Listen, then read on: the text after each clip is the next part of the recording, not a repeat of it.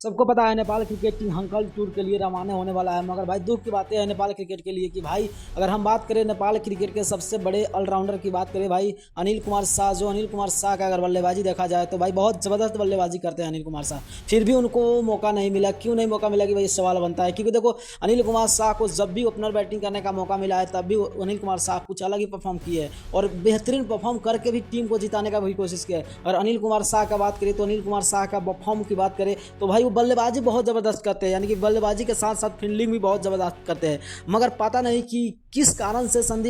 जो अनिल कुमार शाह को CWC league जो हांगकांग के लिए टूर रवाना हो रहा है उसमें उनका नाम नहीं दिया गया। उतना ही नहीं, मैं बता दूं कि स्टार बॉलर जो संदीप लामे छाने कहे जाते हैं भाई उनको भी मौका नहीं मिला। ये बहुत दुख की बात है, क्योंकि देखो अगर देखा जाता था कि भाई जैसे दीपेंद्र सिंह, कुशल मल्ला को मौका मिला, कुशल भुत्तेल को मौका मिला, उसी तरह यानी कि अनिल कुमार शाह को भी मौका मिलना चाहिए। मगर चलो कोई बात नहीं है, देखो नए नए जो युवा क्रिकेटर हैं उनको चांस दिया जाएगा, क्या अगले मैच में कुछ अलग कर सकते हैं या नहीं, आप लोग तो कमेंट बॉक्स में कमेंट कर देना। और अनिल कुमार के शाह के सीट पे कौन सा खिलाड़ी खेलेंगे तो